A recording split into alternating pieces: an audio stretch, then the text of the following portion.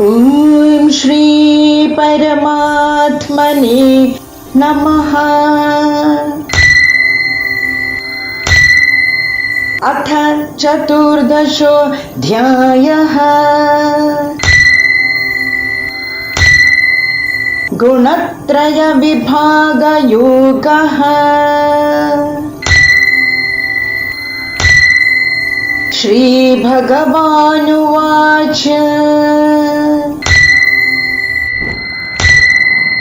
परं भूयः प्रवक्ष्यामि ज्ञानानां ज्ञानमुत्तमम् यज्ञात्वा मुनयः सर्वे परां सिद्धिं मितो गताः।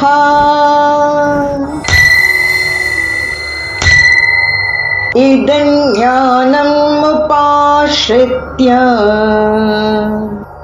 मम साधर्म्यमागताः सर्गेऽपि नोपजायन्ते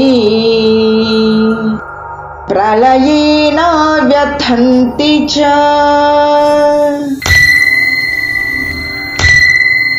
मम योनिर्महद्ब्रह्म तस्मिन् गर्भं ददाम्यहम् सम्भवः सर्वभूतानां ततो भवति भारत।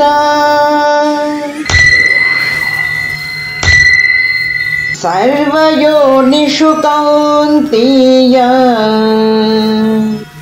मूर्तयः सम्भवन्ति याः तासां ब्रह्म महद्योनिः अहं बीजप्रदः पिता।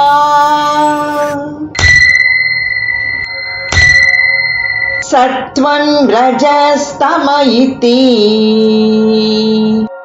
गुणाः प्रकृतिसम्भवाः निबध्नन्ति महाबाहो देहि देहिनमव्ययम्। तत्र सत्त्वं निर्मलत्वात् प्रकाशकमनामयम् सुखसङ्गेन बध्नाति ज्ञानसङ्गेन चानघ।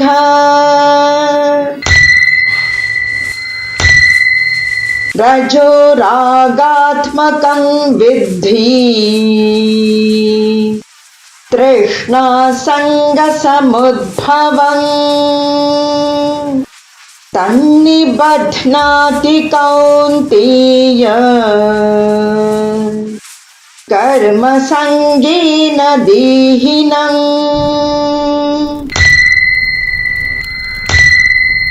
तमस्त्वज्ञानजं विद्धि मोहनं सर्वदेहिनां प्रमादालस्य निद्राभिः तन्निबध्नाति भारत।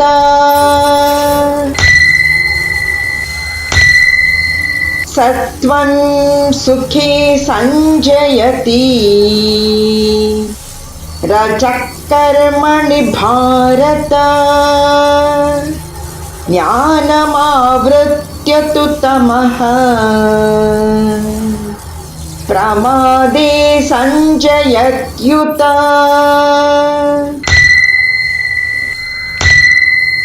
रजस्तमश्चाभिभूय सत्त्वं भवति भारत रजः सत्त्वं तमश्चैव तमः सत्त्वं रजस्तथा।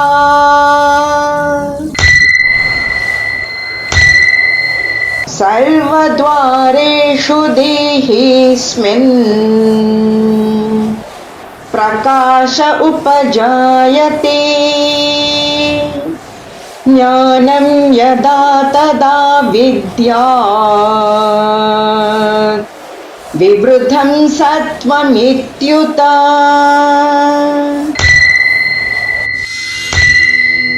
लोभः प्रवृत्तिरारम्भः कर्मणामशमस्पृहा रजस्येतानि जायन्ते विवृद्धे भरतर्षभ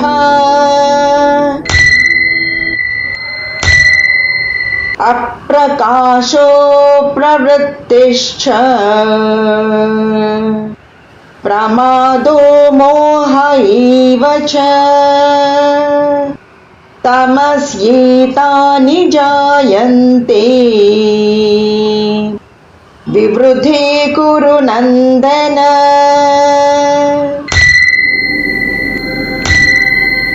यदा सत्त्वे प्रवृद्धे तु प्रलयं याति देहभृत् तदोत्तमविदां लोकान् अमलान् प्रतिपद्यते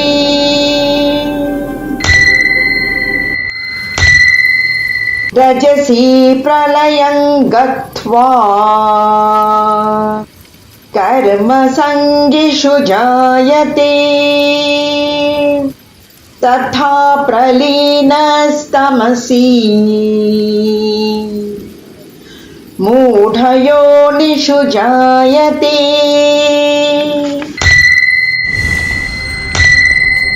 कर्मणः सुकृतस्याहुः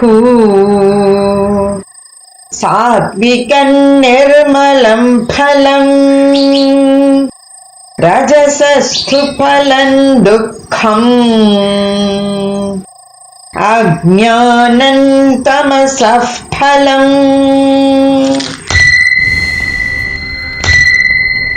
सत्त्वा संजायते ज्ञानम् रजसो लोभ एव च प्रमादमोहौ तमसः भवतो ज्ञानमेव च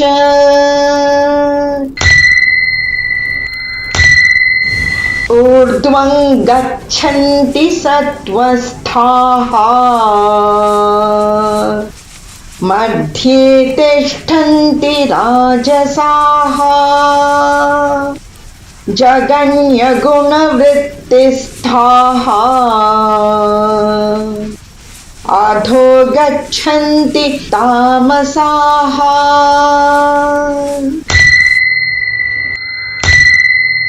ज्ञानं गुणेभ्यः कर्तारम्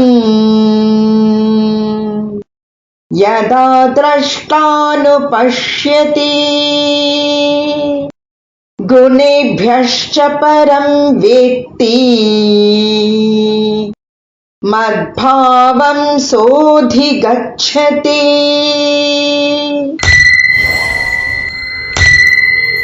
गुणानेतानतीत्यत्रीन् देही देहसमुद्भवान्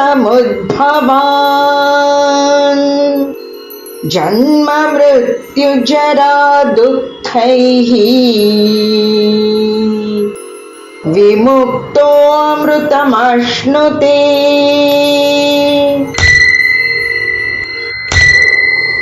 अर्जुन उवाच कैर्लिङ्गैस्त्रीन् गुणानेतान् अतीतो भवति प्रभो किमाचारः कथं चैतान् त्रीन् गुणानतिवर्तते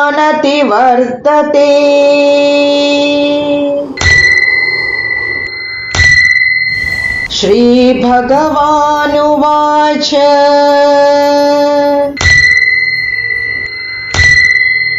प्रकाशं च प्रवृत्तिं च मोहमेव च पाण्डव न द्वेष्टि सम्प्रवृत्तानि न निवृत्तानि काङ्क्षति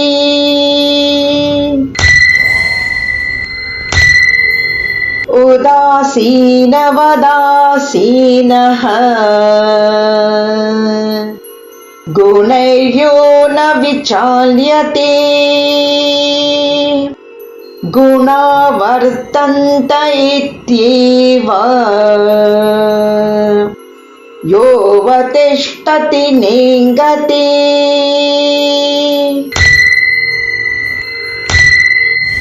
समदुःखसुखस्वस्थः समलोष्टाश्मकाञ्चनः तुल्यप्रिया प्रियो धीरः तुल्यनिन्दात्मसंस्तुतिः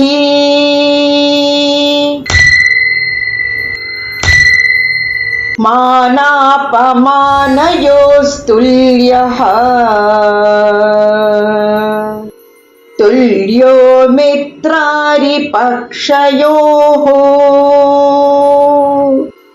सर्वारम्भपरित्यागी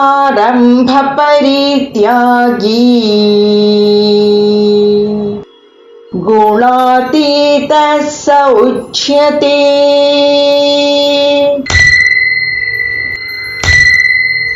माञ्चयो व्यभिचारेण भक्तियोगेन सेवते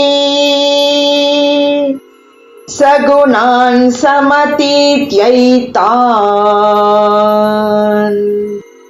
ब्रह्मभूयाय कल्पते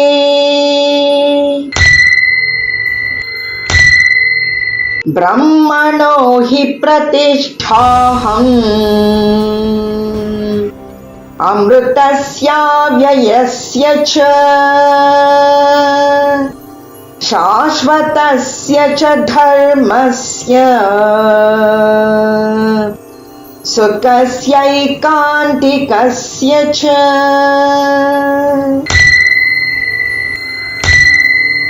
ॐ तत्सदिति श्रीमद्भगवद्गीतासु उपनिषत्सु ब्रह्मविद्यायां योगशास्त्रे श्रीकृष्णार्जुनसंवादे गुणत्रयविभागयोगो नाम चतुर्दशोऽध्यायः। हरि ओम तत्सत्। हरि ओम तत्सत्। हरि ओम तत्सत्।